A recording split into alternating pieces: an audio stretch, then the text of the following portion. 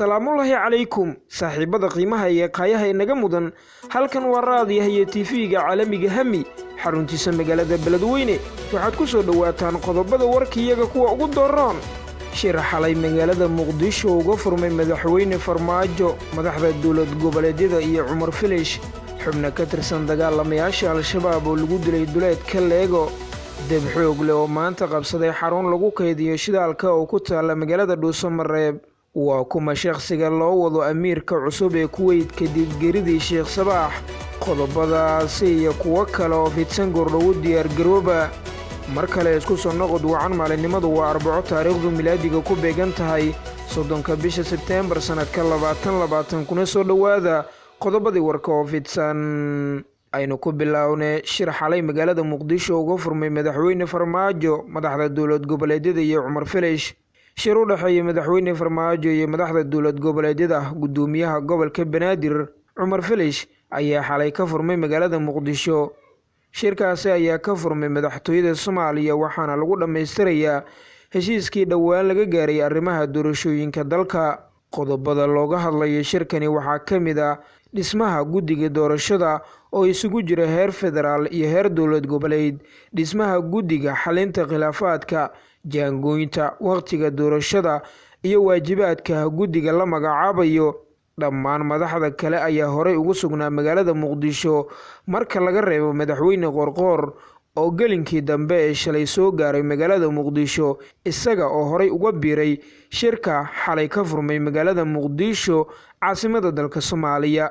danka kale xubna ka tirsanaa al-shabaab oo lagu dilay duleedka Leego wararka aynu ka helayno gobolka Shabeellaha Hoose gaar ahaan tuulooyin u dhow deegaanka Leego ayaa sheegaya in howlgal ay ciidamada dowladda Soomaaliya ka sameeyeen halkaasi lagu dilay xubna ka tirsan dagaalamayaasha al-shabaab howlgalkaasi ayaa waxaa fuliyay ciidamo ka tirsan kumaandooska Soomaaliya waxaana la sheegay in lagu dilay sargaal iyo dagaalamayaal kale oo ka tirsan al-shabaab howlgalkan ayaa si gaar uga dhacay laba deegaan oo lagu kala magacaabo Sahan Weyne iyo Sahan Yaray oo u dhow Leego waxaana la sheegay in intii halkaasi uu ka socday howlgalka uu ka dhashay iska horimaad dhex maray ciidamada dowladda iyo dagaalamayaasha al-shabaab ka oo sababay geerida hal qof oo shacab ah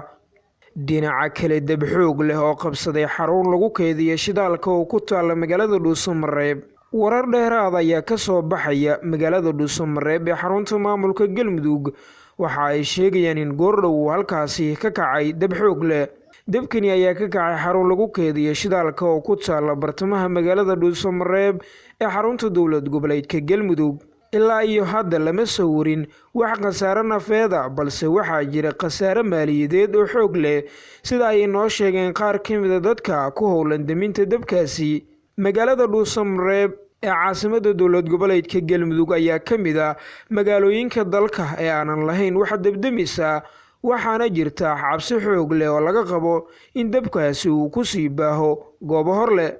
waa kuma shakhsiga loo wado amiirka cusub ee Kuwait kadib geeridii Sheekh Sabaax Nawaf Al-Ahmed Al-Sabaax ayaa noqonaya amiirka cusub ee wadanka Kuwait kadib markii uu geeriyooday amiirkii hore ee dalkaasi maamulayay tan iyo sanadii 2006 markaasi oo uu noqday amiirkii wadanka Kuwait Sheekh Sabaax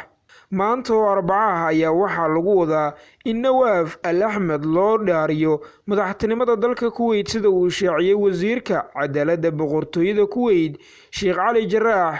hogaamiyaha dhintay ayaa si weyn loogu xasuustaa inuu ahaa nin siyaasadda arrimaha khaliijka ka ahaa mid dhexdhexaad ah waxaana la tilmaamaa inuu ahaa nin wax badan ka bedelay siyaasadda arrimaha dibadda ee wadanka Kuwait waxaa sidoo kale la filayaa in maalmaha foodii nagu soo haya amiirka lagu aaso gudaha dalka Kuwait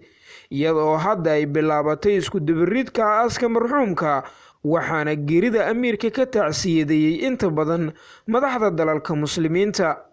geesta kale doodii ugu horeysay oo dhex martay madaxweyne Trump iyo Joe Biden